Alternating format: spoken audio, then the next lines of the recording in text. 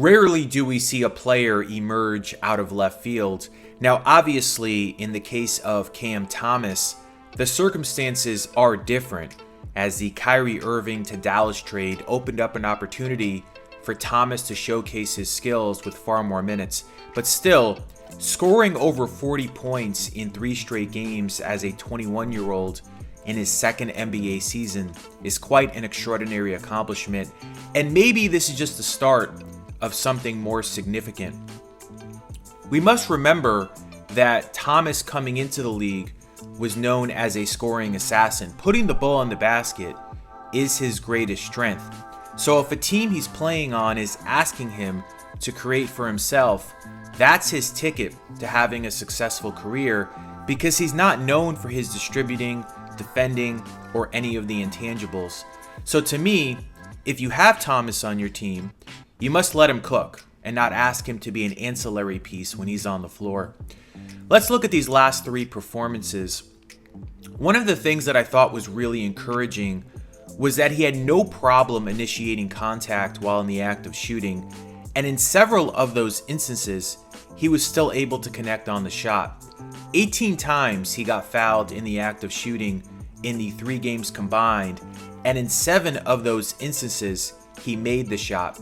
He took 40 free throws as a whole and made 36 of them.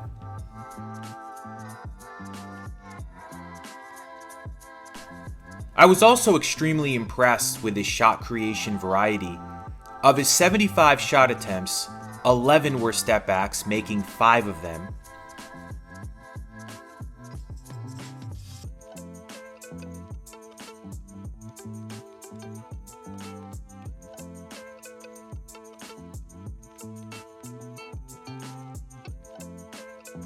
"22 were pull-up jumpers, making 10 of them.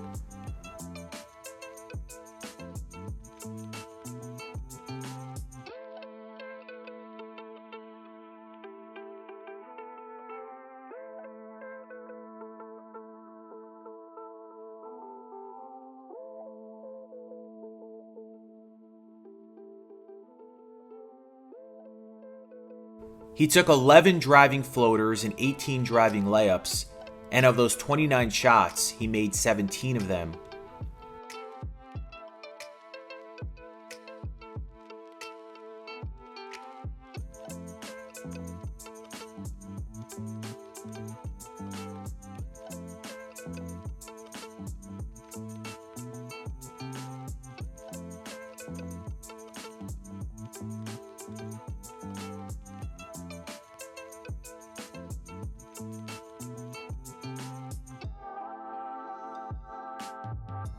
He was also extremely efficient from three-point range, making 14 of his 25 attempts, which is 56%.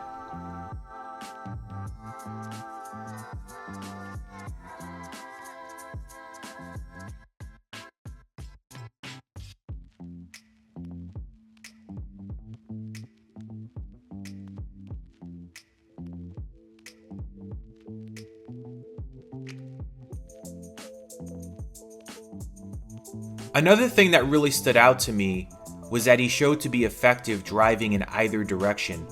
Of the 48 times he made a direct drive toward the basket, 26 times he drove to his right, and 22 times to his left, according to Second Spectrum tracking data.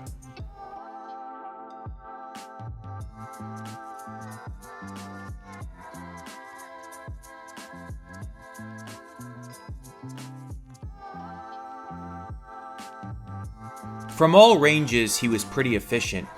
He made 14 of his 19 shots within 5 feet of the basket, 7 of his 13 shots from 10 to 14 feet away, 5 of his 7 shots from 20 to 24 feet out, and he even made 10 of his 20 shots from 25 to 29 feet out. I was also quite surprised that he didn't commit a single charge in the 3 games combined.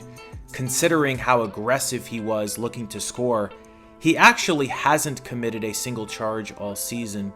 The big question with his scoring is whether he can play off the ball more and still find ways to score. He only took 7 shots directly off the catch in the 3 games combined, although he did make 5 of them. He averaged 5.6 dribbles before his shot attempts, according to Second Spectrum tracking data, which is very high. Some of the league's high-level playmakers who have the ball in their hands a ton end up dribbling a lot into their shots, like Luka Doncic, Trae Young, James Harden, and Jalen Brunson, but they have such excellent vision and court awareness that their teams are more functional when they're surveying the floor with a continued dribble. We just don't know yet if Thomas will develop as a playmaker where it doesn't become a disadvantage when he's dribbling around all the time searching for his shot. He did total 11 assists in the 3 games combined. It's just not what he's known for. He made a few nice reads that set up his teammates for easy baskets, but there's no doubt that he's almost always on a mission to score the ball when it winds up in his hands. He's right now somewhat of a defensive liability. I noticed a few times the Suns and Clippers in particular go right at him when they saw the mismatch, either in a switch in the post or in isolation. It's just going to be important for him to play with higher intensity on the defensive end. So that'll wrap up this video. If you like this kind of content, please subscribe. I will continue to do more player analysis features throughout the season.